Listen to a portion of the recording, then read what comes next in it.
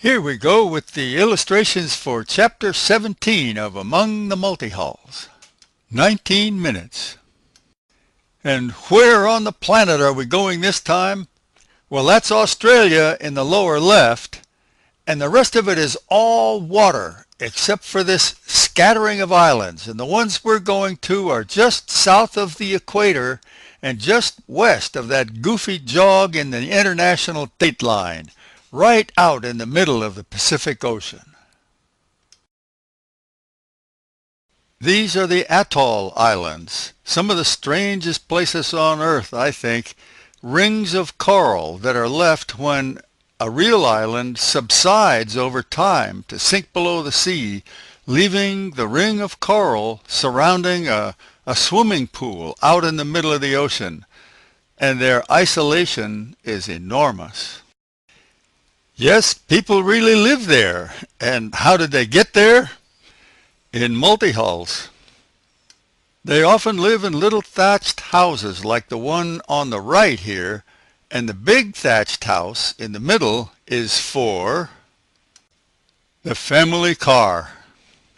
If the Philippines is the trimaran capital of the world, as I maintained in the last chapter, then the Central Pacific Islands of Polynesia and Micronesia are the world capital for the single outrigger proa. These things are everywhere in the atolls. The best sailing proas I found in the Pacific were at Kiribati or Kiribati, formerly the Gilbert Islands, war-torn during World War II. These kids are climbing on a cannon that's had its muzzle blown off at Bekenabo, Tarawa. It was originally a British cannon that was taken by the Japanese when they conquered Singapore and brought to Tarawa to defend it against the Americans during the terrible Battle of Tarawa, or Tarawa as we said during World War II. But their proas are still there. This is the quintessential Micronesian canoe. At the far upper left is a forked stick. That's for mounting the steering oar, and there are one of those at each end of this hull because this boat goes both ways. We're looking at both the bow and the stern. And the outrigger platform extends out to one side only, and the float on our right is always kept toward the wind when sailing. That is, the wind always has to move from our right toward our left. And note how beautifully smooth the main hull is. And also notice that it is a little bit fatter on our right side, the windward side, than on the left side. The hull is asymmetric. Looking inside the hull, we can see the same shape is evident. The right side is a little bit fuller than the left. And the construction is unreal. Notice that the planking is stitched together, and the boat is built this way without the frames. Then the frames are inserted and also stitched through the hull. But again, on the outside, all of that stitching is recessed into the hull, leaving that beautifully smooth surface. And note that the outrigger float is attached to the platform with these forked stick connections. Very secure. And all of it is lashed together. For being built of nothing but sticks and string, this is an advanced sailing machine. And here we have a 50-footer, the Eusebius, owned by the Catholic Bishop of Kiribati. He makes his inter-island visitations in this canoe, which I think shows real class. And here's the float connective on the Eusebius. Note 5 forked stick connectives to elevate the platform up above the wave tops. The entire structure is lashed together in artful patterns with string that is handmade from the coir fiber of coconut husks. That's right, these vessels are made from 100% vegetable fiber, except of course that nowadays they love to use monofilament fish line for their lashings. Now the people are very proud of these canoes because, after all, the entire Pacific Basin in pre-colonial times was explored in vessels of this design and construction. And here they are today, lined up for the Sunday races. And these things go at beach cat speeds, and you can see why they call them flying proas. Now, I didn't get to see the races, so some of these shots were taken by a guy named Tony Wincup. That's a great sailing shot, Tony. And hey, if you're watching this, where are you? But I did get to meet this man, the owner of the championship canoe, there at Bikinibo Island, Tarawa Atoll, the nation of Kiribati, way back in 1983, where he proudly displays his boat together with his twin grandsons.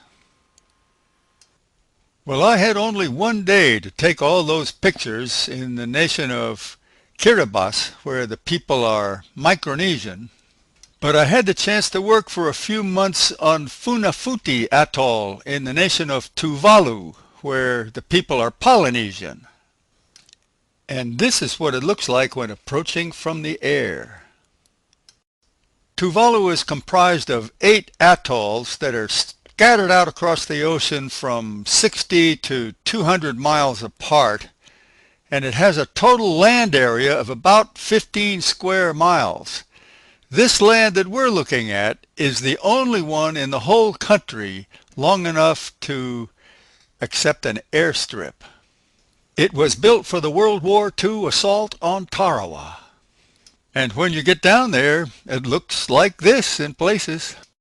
And the isolation here is enormous. 600 miles to the nearest district center at Suva, Fiji.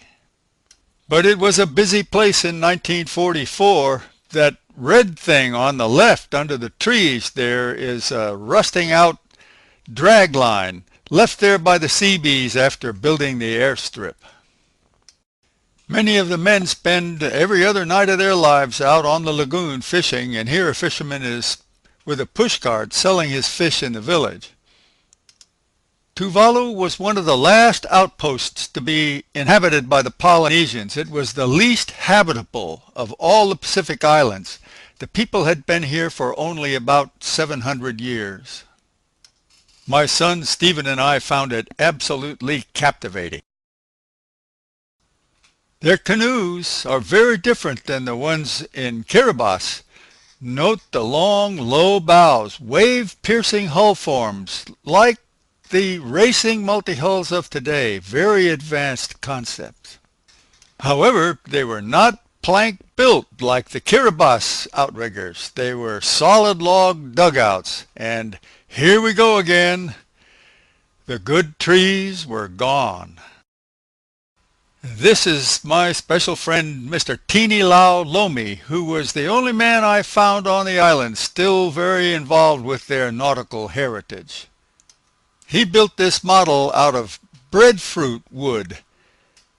Of course, when cutting a big breadfruit tree for building a canoe, it deprives his people of food. This is that model 30 years later in Virginia, and I still marvel at the construction of the thing. Again, note the outrigger attachment to the platform. The holes are drilled through the outrigger float to receive the lashings. And note that the decking on each end is a separate carving. If the canoe is swamped, the decking can be removed and the boat simply rocked from end to end in order to slosh itself nearly dry. This is the stern, and no, these paddling canoes are not proas. And they have that traditional fishtail stern plus the removable stern deck. Here are model paddles, a model bailer, and a model fishing lure, together with a life-size fishing lure. This thing is very interesting. It's made of a big piece of mother of pearl from a seashell, and the lashing goes from the end of the lure down to the hook itself, which is fashioned from a scrap of World War II aircraft. This is the life-size canoe baler. It's big and heavy, carved to fit the bottom of the canoe, and it has a chunk of wood in the butt end of it that's designed for clubbing big fish into submission. Now, Tuvalu also has small sailing proas for service inside the lagoons, but this model, also carved by Tini Laulomi, is to represent the larger inter-island voyaging canoes that existed in Tuvalu back in, before colonial times. Probably about 30 feet long, such a canoe, because of its dugout construction, would require a huge log of the type that has not existed in Tuvalu for a very long time. And that, right there, explains the ridiculous paradox of how my son Stephen and I came to Tuvalu in 1983 to teach Polynesians how to build outrigger canoes. This is Mr. Jack Lockett, an inspired community development planner with a long history in the Peace Corps, but then working as the Director of Operations in the Central Pacific Islands for Save the Children. Jack arranged for us to order up a bunch of constant camber panels that were manufactured by our project in the Philippines, and they were shipped with great difficulty out to Tuvalu, where they arrived soaking wet, so we had to bake them in the sun. But because they'd been coated with epoxy, they were okay. So Steve and I began to show our handful of local guys how to assemble these things, and in fairly short order, we had ourselves a rather wonderful proa. She was 32 feet long, had a traditional outrigger platform with a box-on-edge section outrigger float. She was much lighter than a dugout, bamboo spars, and Stephen showed them how to make sails with cloth American Dacron that was donated by Sailrite Kits. This thing had a dagger board in each end of the main hull, and believe me, she would sail, especially to windward. One of the local guys said, "Oh, I am so glad these canoes have come again to my Tuvalu before I am died out of this world." She was designed to carry 3 men and 300 coconuts on a transport route around Funafuti's 3-mile by 5-mile lagoon. And if you're wondering why, the answer is because the people had run out of the local timber resource for building vessels of their own marine architecture. And Jack Lockett just didn't think it was smart for them to import motorboats. Well, let's have a look at the faces of Funafuti Atoll. This was our crew of trainees. On the far left is Levy. The guy with the big afro is Ofati. The older gent is Paletti. The short guy is Kempa. And the clown is Menga. And of course on the right is Steve. Now, despite the heavy pixelation, I'd like to zoom in on the individual faces. Levi Tapu here turned out to be a great friend of Steve's and our principal trainee. Ofati was from the neighboring island of Nukfetau, and he spoke very little English, but we got to know each other well. Paletti had done some racing in the Micronesian canoes as a young man, and he was a big help to us when it came to outfitting our canoes. Menga was a prodigious worker, but he was always kidding around, often kidding me. Here I am trying to take a picture, and he is giving horns to poor Kempa, who was our hunchback. But in their culture, this kind of razzing is an expression of endearment. Ofati is on the steering paddle, and Menga is cleating the sheet with his foot, and between them is the dagger board, which was also used for steering. We had some wild rides with these guys. I love this shot of Menga lashing the canoe together with monofilament fish line. And this portrait of Ofate says to me, I belong to the most genetically maritime race of humans on the planet. But soon it seemed that the 300-nut canoe was not enough, and so we whacked out this 500-nut catamaran. And the local soccer team came to help us carry it to the water. It was also 32 feet long. And there's Jack Lockett in the blue hat doing more than his share and loving it. And me, I was out in the water carrying the camera. Well, about this time my contract was up. I had to leave, but we had built two 32-foot multi-hulls in 3 months. Steve was invited to stay on for another year or so, and before I left, I told Steve and Levy not to load that boat any deeper than its bottom paint lines. That was to be its maximum load displacement. Well, that turned out to be a cultural impossibility. This is how that boat was used. Its paint lines completely out of sight. Here she is piled high with people and produce, firewood, compost, shellfish, all collected from the outer islets around the Funafuti Lagoon. I am very pleased to have designed that boat. But you know, after almost 30 years, I think it's the Funafuti faces that I remember most. This is my particular friend, the late Hosea Kaitu, who taught me so much about Polynesian culture and about how the world works in general. Kaitu is featured in the text. And here's to you, Levi Tapu. This was taken on your birthday after a few beers, and I asked you if I could take a snapshot. Do you remember? Well, I remember, Levy. Like, I remember the time you brought me one of those delicious half-ripe coconuts for lunch, and I asked you to take a snap of me.